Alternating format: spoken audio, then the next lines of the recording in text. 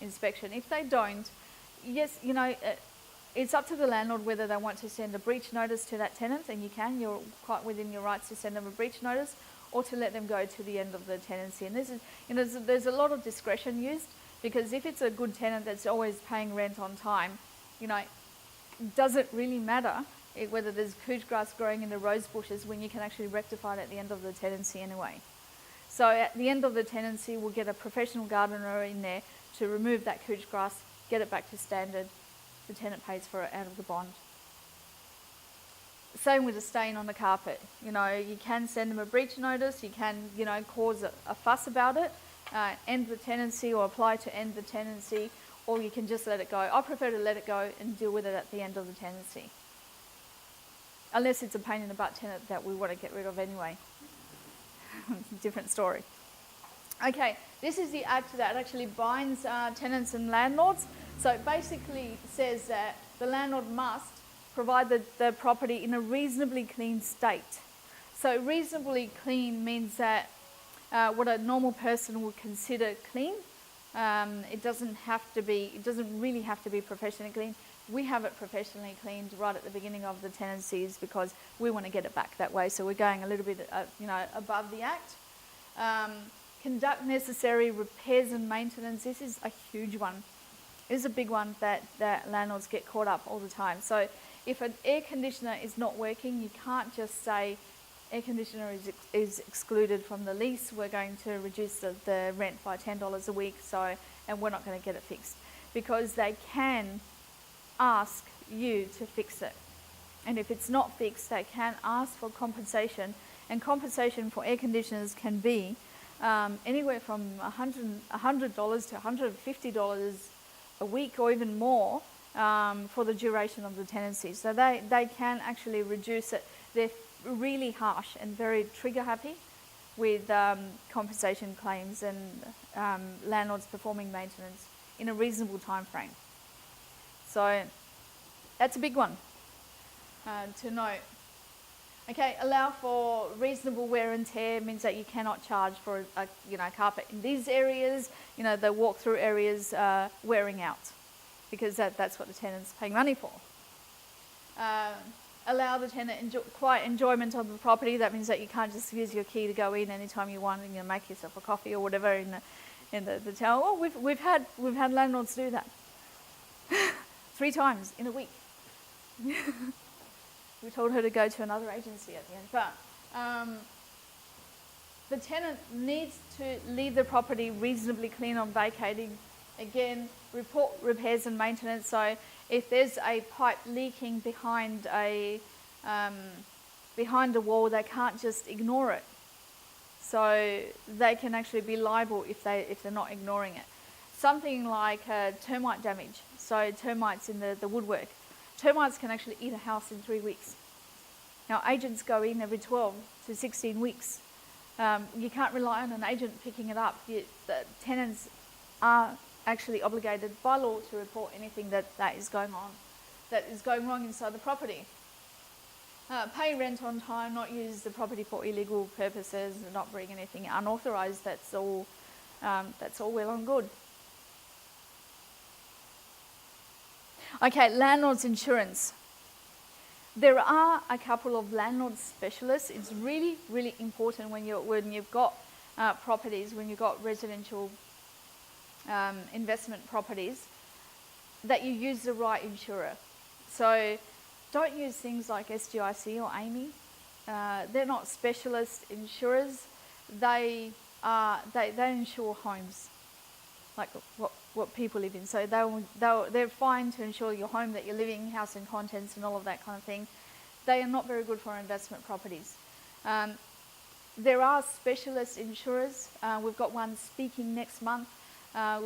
We've got somebody from Property Insurance Plus. There's also EBM. There's also Terry Shear. There's a few of them that specialise in investment properties.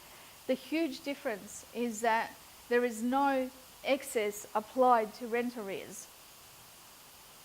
Okay, does that make sense? So if you're using something like SGIC and you're making a $1,200 claim because the tenant owes $1,200 after they've vacated, they may apply like a $1,000 excess, and you get $200 back. What's the use of even having that insurance?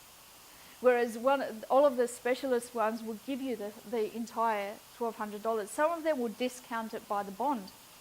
That means that you can't use the bond to do cleaning, to claim any excess water that's owed by the tenant, because the tenants pay all water usage and supply in South Australia, right? You can't claim all of those things that are unclaimable. We usually take them off the bond. Yes, supply charges are paid for by the tenant. Yep.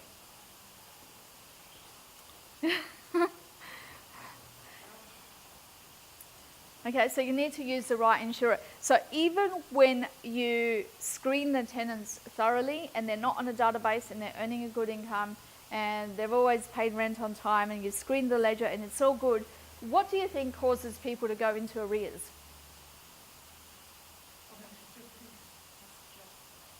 Yep, lots of job. Yeah, financial difficulties. Yep, all of those things. So the big one is divorce. So you get the perfect couple has moved in, double income, high income, no kids, no pets, and then they get divorced. And the one that is left in there, and especially if it's a high-end property, doesn't earn enough to cover the whole rent. And what usually happens is that there's a lot of fighting with the agency because one of them is paying half the rent. The other one is not paying any rent. Now, with half the rent being paid, it's only a matter of time before they hit that 16-day mark and they get served a breach notice, and they can't understand why both of them have been served a breach notice, because they're jointly bound to the lease.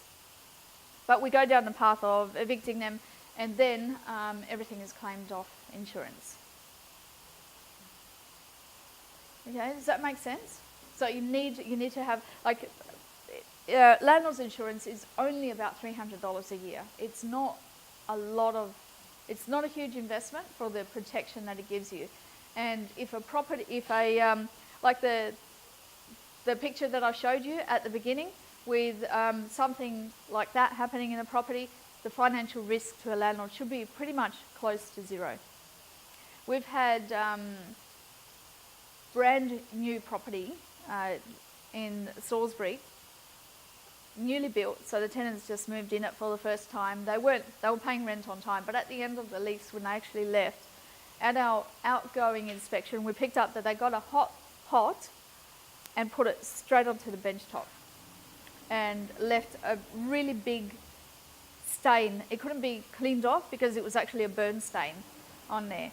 Now, we actually costed those bench tops to be replaced at about $3,000. Insurance paid for the total amount. Now, there's excess applied when you're claiming damage, whether it's accident or malicious damage. I think the excess is about $300, but the landlord got back close to $3,000 to replace that bench top. So, worth having. I would recommend either Property Insurance Plus, who's speaking next month, or Terry Shear or EBM. And who underwrites property? I have to look that up. I can't remember. It's at the tip of my tongue, but I can't remember. Yeah. Who underwrites it? Oh, I can't.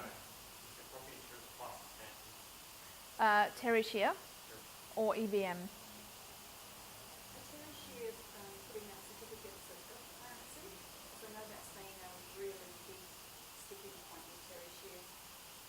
No idea.